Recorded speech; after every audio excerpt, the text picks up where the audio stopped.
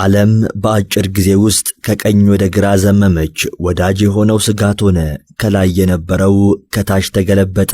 የዛሬዋ ቀን ከመምጣቷ በፊት ትራምፕ ለሁለተኛ ዙር እጩ በነበሩባቸው ዲሞክራቶችም የአሜሪካን በትረ ስልጣን በጨበጡባቸው በእነዚያ ጊዜያት አሜሪካ የአውሮፓውያን ወዳጅ፣ የዩክሬንም ቀንደኛ አስታጣቂ፣ በስንቅም በትጥቅም ደጋፊ ነበረች። አሁን ግን ተቀይሯል። የአውሮፓ ደህንነት የአሜሪካ ተቀዳሚ ተልዕኮ አይደለም። የብራሰልስና ዋሽንግተን የቆየ ግንኙነት ውስጡን ምስጥ የበላው የፊት ገጹ ብቻ የቀረም መስሏል። በተለያዩ መድረኮች በጋራ አቋም ማንጸባረቅ እስኪከብዳቸው ድረስ በአውሮፓና በአሜሪካ መካከል ያለው ግንኙነት ሻክሯል። ለወትሮ ሩሲያን ባይተዋር ያደረገው የፑቲን መንግስትን በጋራ የሚያወግዘው ግንኙነታቸው ዛሬ ላይ ሁለት መስመርን ይዟል። እኚህ ሰሞንኛ የፖለቲካ አሰላለፍ ምስቅልቅሎችም መላ አውሮፓን ስጋት ላይ ጣሉ። የፈረንሳዩ ፕሬዝዳንት ኢማኑኤል ማክሮንም አውሮፓ ራሷን ልትጠብቅ ይገባል አሉ። አሜሪካ ከኛ ጎን ናት ብዬ ማመንሻለሁ። ይህ ካልሆነ ግን እኛ ራሳችንን ማዘጋጀት ይጠበቅብናል። በዩክሬን ያለው ግጭት ፈጣን መፍትሄን አገኘም አላገኘም የአውሮፓ ሀገራት በሩሲያ ከተደቀነባቸው ስጋት ራሳቸውን የመከላከል አቅም ሊያዳብሩ ይግድ ይላል። ወደፊት ሊመጣባቸው ከሚችል ወረራ ራሳቸውን የመጠበቅ አቅምን ማጎልበት ይግድ ይላቸዋል። ምንም ይፈጠር ምን ራሳችንን በዚህ ልክ ማስታጠቅ ይጠበቅብናል።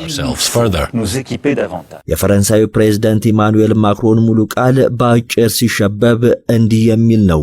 ሩሲያ ይሏት ሀገር ለፈረንሳይም ሆነ ለመላው አውሮፓ ስጋት ነች። ይህን የአህጉሪቱን ስጋት በንቃትና በብቃት ለመከላከል ደግሞ እንደ አህጉር በጋራ መቆም አለብን። ፓሪስ እንደ አስፈላጊነቱ ያላትን የኒውክሌር መሳሪያ በዚህ ተልዕኮ ላይ ለማዋል ዝግጁ ነች። በዚህ ጉዳይ ላይም ከአውሮፓ አጋሮች ጋር እማከራለሁ። የሩሲያ አጠቃላይ የመከላከያ ወጪዋ በአሁኑ ሰዓት ከጠቅላላ የሀገር ውስጥ በጀቷ 40% የሚሆነውን የሚሸፍን ነው። በአውሮፓውያኑ 2030 ሰራዊቷን በ300,000 ተጨማሪ ወታደሮች፣ በ3,000 ታንኮችና በ300 ተዋጊ ጀቶች ለማጠናከር ውጥናላት። ስለዚህ የሩሲያ ስጋትነት ዛሬ ላይ ከዩክሬን የተሻገረ ነው። የአውሮፓ ተስፋም በዋሽንግተን ይሁን በሞስኮ ሊወሰን አይገባም። ሩሲያ ራሷን እያስታጠቀች ነው። በ2030 የመከላከያ በጀቷን በከፍተኛ ሁኔታ የመጨመር ውጥን አላት። ጦሯን 1.5 ሚሊዮን ለማድረስ፣ ታንኮቿን 7,000 እንደዚሁም ተዋጊ ጀቶቿን 1,500 ለማድረስ እየሰራች ነው። ይህንን የተመለከተ ማንም ሩሲያ በዩክሬን ታቆማለች ብሎ አይገምትም። ሩሲያ የፈረንሳይና የአውሮፓ ስጋት ሆና ወደፊትም ትቀጥላለች። ሰላም በአውሮፓ እንደሚሰፍን አልጠራጠርም። ግን አሁን ያለውን ሁኔታ እንዳመጣጡ መመከት አለብን። ስለዚህ ራሳችንን ማዘጋጀት አለብን። ለዩክሬን፣ ለፈረንሳይና ለአውሮፓ ደህንነት ውሳኔዎች ያስፈልጉናል።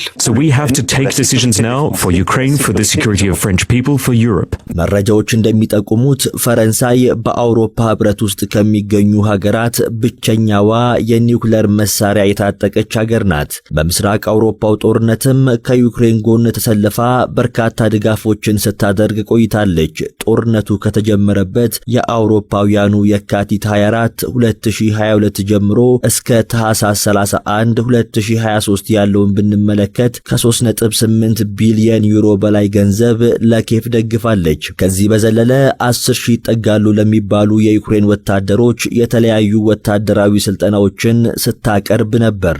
ይህንን መነሻ ያደረጉ የአሁኑን የማክሮን ንግግር ያጣቀሱ ተንታኞችም ፕሬዝደንቱ የአውሮፓ ህብረት ለዩክሬን ያለውን ድጋፍ ከመቼውም ጊዜ በላይ እንዲያሳይ ይፈልጋል እያሉ ይገኛሉ። የዶቼ ቬለዋ ሊሳ ሊውስ የትላንት አመሻሹ የፕሬዝደንት ማክሮን መግለጫ ሩሲያ የዩክሬን ስጋት ናት የሚለውን ትርክት ለመቀየር ያለመ ነው ትላለች።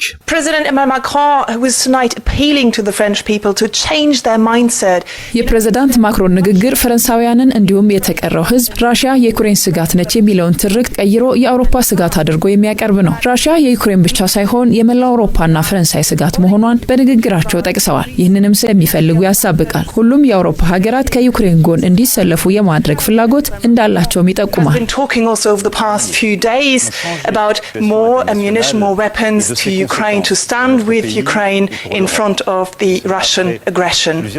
ማክሮን ያቀረቡት ምክረ ሐሳብ ይሆናል ተብሎ ከተቀመጠው የሰላም ስምምነት በኋላ ሩሲያ በዩክሬን ላይ ዳግም ወረራን እንዳትፈጽም አጋር ሀገራት እርግጠኛ መሆን አለባቸው የሚል ነው።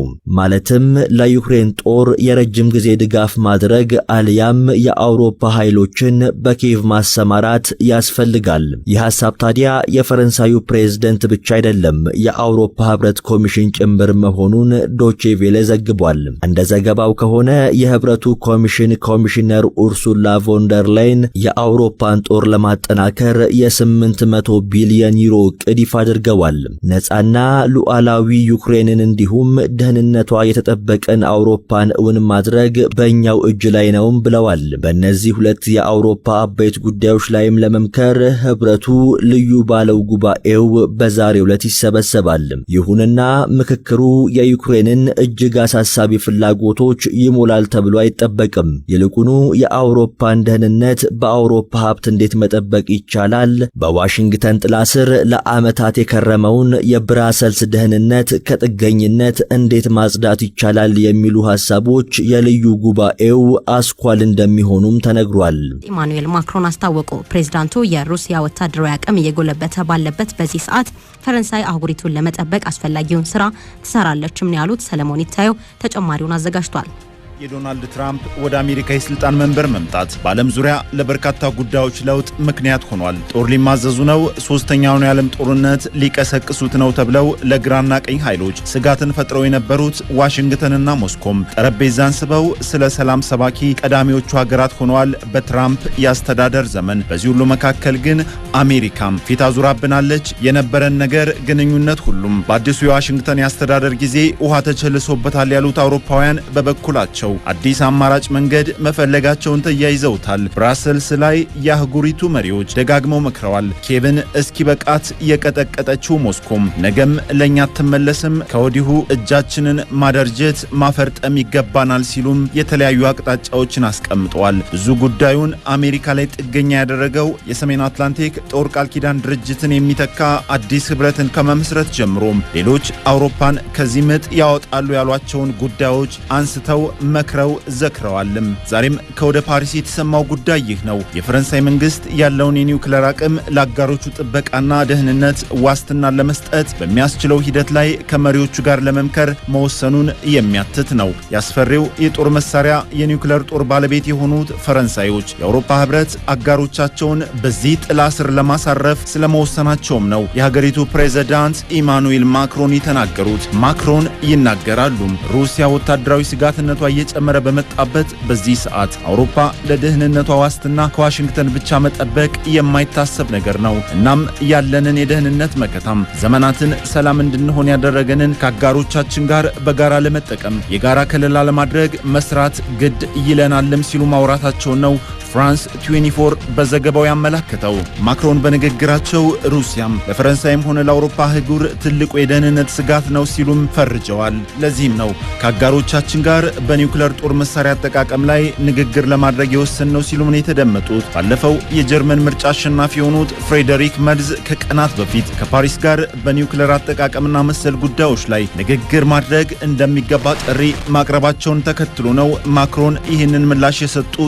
እንደ ሲኤንኤን ዘገባም የአውሮፓ የወደፊት ዕጣ ፈንታም በዋሽንግተን ወይም በሞስኮ መወሰን የለበትም የሚሉት ማክሮን አሁን የራሳችንን እድል ራሳችን መወሰን መቻል ይኖርብናል ሲሉም ነው የተደመጡት። ማክሮን ይናገራሉ።